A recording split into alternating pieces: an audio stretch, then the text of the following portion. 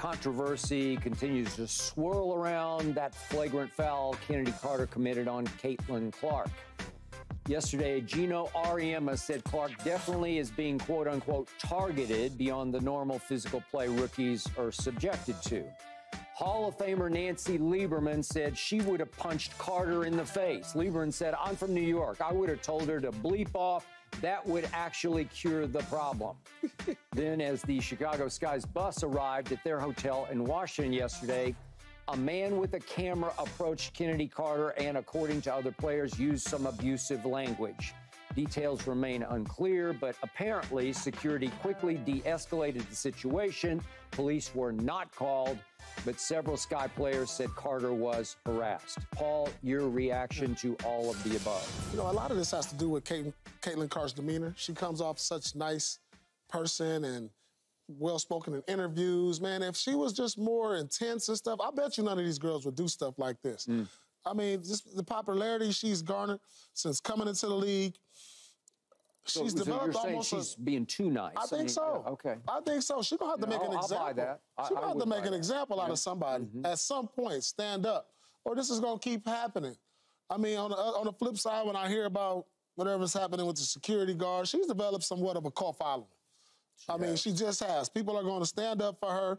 We hear numerous former coaches, you know, you even hear Charles Barkley say the things they say about Caitlin, but at some point, I think she got to stand up for herself.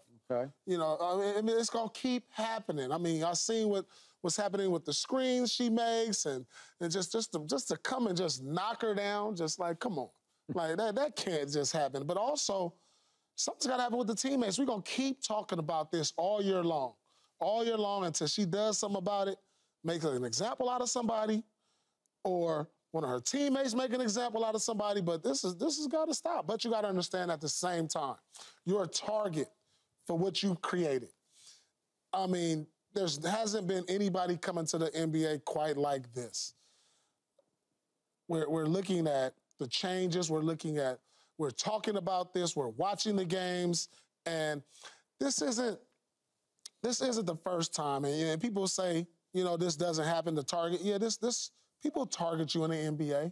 You know, maybe not quite like this, but like it's certain guys that come into the league to where guys is like, all right, I'm going at this rookie, and it doesn't necessarily mean that I'm gonna knock him down or punch him in the face, but it's guys that say, hey, I'm up for this game. Let me put this rookie in this place. You know, and every time I play him, this is what it's going to be all about. You know, I've seen this with Jordan. I've seen it with LeBron, Zion. Guys talk about like, hey, we're going at these guys. But it's just, you know, in Caitlin Clark's situation, it's a little more physical and a little more noticeable because we're watching more now. You know, if she was the only one, Skip, then I would have a problem. She's not the only one. The only one that is being pushed around, so to speak. All right. She's not the only one. She's the only one that we are covering. But I can look at it in terms of target on the back. The young lady here at the Sparks, she's been knocked around, pushed around, all those sort of things. I can look at different kind of player. She's a post player. I understand that, but she's still been roughed up where it's like, well, why are y'all doing this to me? And by the way, she's still second in blocks already. Okay. Go ahead. I could also look at from a targeting standpoint, I can point to Angel Reese being kicked out of a game, but from a different standpoint of a referee targeting. She waves at him. I would agree. He's thrown out. And they rescinded the second tech. Go yeah, ahead. So everybody's trying to send a different message in their own way as to this is not a rookies league. Get in line and pay your dues. They just coming from, you know, different ways. So I wouldn't just say Caitlin Clark is the only one that's catching some heat. Totally agree. But that's the way it's being covered. Yeah. And I think that is, we got to cover everything if we're going to cover it. All right. Now, what type of world are we living in, though? Where you got fans or whatever, cult following, whatever you want to call it, approaching these players at their hotel to create an issue with them. Like, are we really doing that? Like, are we? We are. This is a sport. But that's all the it is world sports, we live man. in. You know It's not even that deep. Yeah. It's a sport. okay? Now, all of a sudden, you have individuals going to hotels, harassing these women because they got an issue with Caitlin Clark. We're assuming it was behind the Caitlin Clark situation. I don't know that for a fact. I'm going to assume. Okay. Let me be the one to assume. Right. I'm going to assume that that's what it was behind. Okay? And based on, you just going to pick out some girls in a hotel room because they look like they play basketball, and you're going to start approaching them and talking crazy to them and being disrespectful and using racial connotations or whatever it was that he was doing. Yep. Okay? What are we doing? Like, people crazy, man. It doesn't make any sense. It's just basketball. Yeah. That's all it is. Okay. Quickly, the silver lining here is the people really are starting to care about this league and these players. Yeah. A year ago, Chennedy Carter wasn't even in the league, and now she's in the spotlight, and it's a harsh spotlight because of what she did, and obviously, I think we agree she's been in the news for a week. For a week. And I don't want her career to be defined by one moment, but right now it's the moment, and it hasn't been a terrible thing for the league. It's actually created a lot of buzz about this league. Absolutely. But she's going to have to accept the fact, to your point, that she's now, people know she's becoming almost a household name, I think, to a league where a lot of fans probably didn't even know who she was for a while, even though she was the fourth overall pick. She was at home and got a standing ovation from her crowd. She did. You know, whatever that's worth. I got it. Okay, to your point, if I can go biblical, you got Caitlin Clark, who is sort of turning the other cheek to all this. And that's New Testament. The Old Testament is eye for an eye. You know, like you take mine, I'll take yours, right? There comes a point where targeting, whatever. The book on Caitlin early on is just go hard at her because she doesn't push back. That's what exactly. And she is leading this league by far. The last time I checked, it was by 26. She has 26 more turnovers than anybody else because the book is get physical with her. So you rarely see this in any kind of basketball, but she is getting guarded full court every possession. And even when she's off the ball, she has a defender face guarding her the full time. And when she touches the ball, she is getting physically attacked in a basketball sense, like within the confines of the rules. They're playing really hard, tough physical defense on her because they can, because she doesn't push back. There's no eye for an eye. And I'm not advocating. I know Nancy Lieberman very well. She was my next door neighbor in Dallas for 3 years. I actually played a whole lot of off-season basketball with her. You do not mess with that woman because she will fight back. She will take eye for an eye. So again, would Nancy have fought? Yeah, she'd swing on somebody if on a situation like that.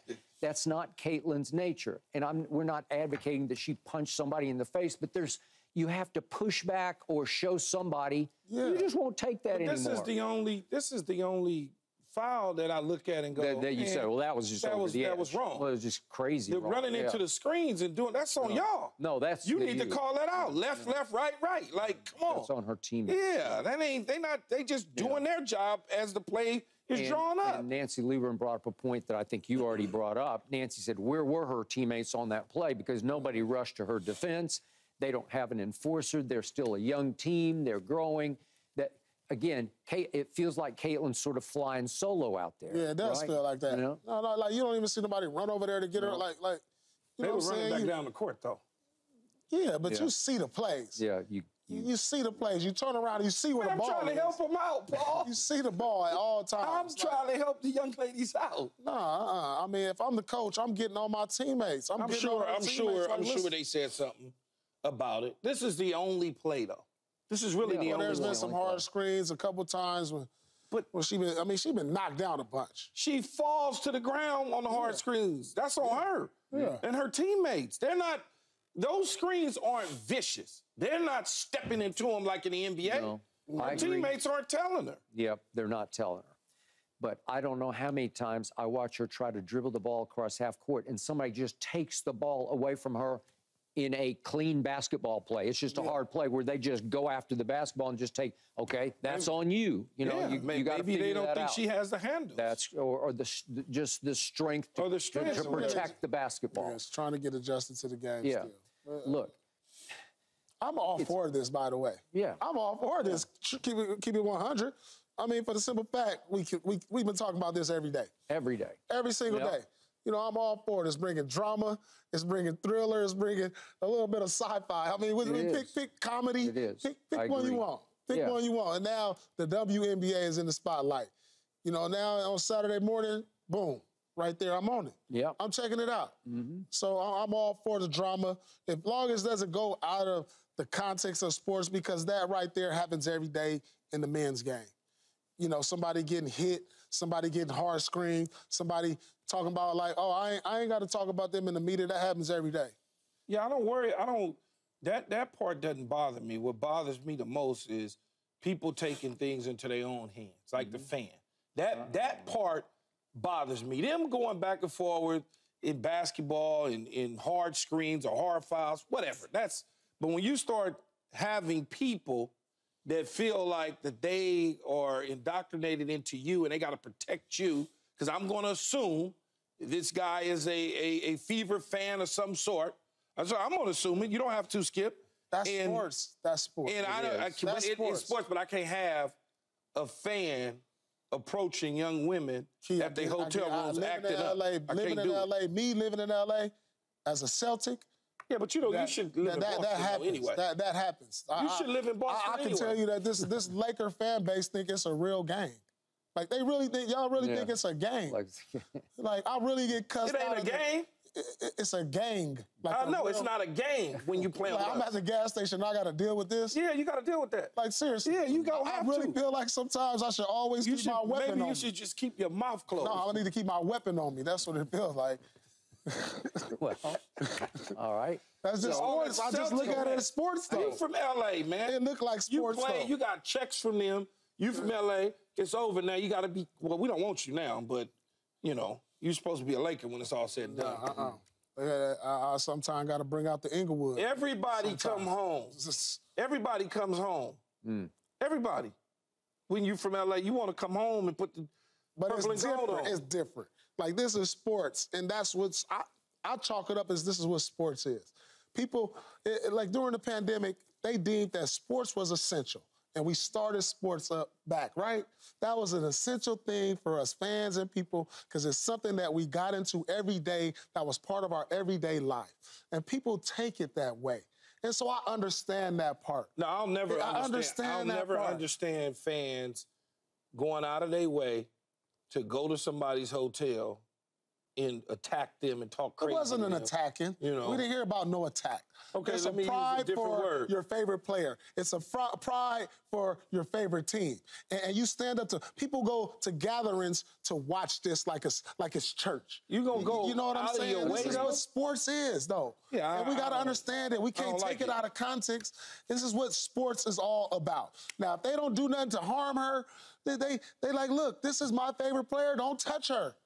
You got to understand that. I agree with you. 100%. I don't like radical fans. Okay, but when you were a player, when you got off buses on the road, there are people, because I went with the Cowboys so many times, people are screaming at you, heckling you. Yeah. When you went to a rival city, when you went to some place like... I get that, but to my hotel?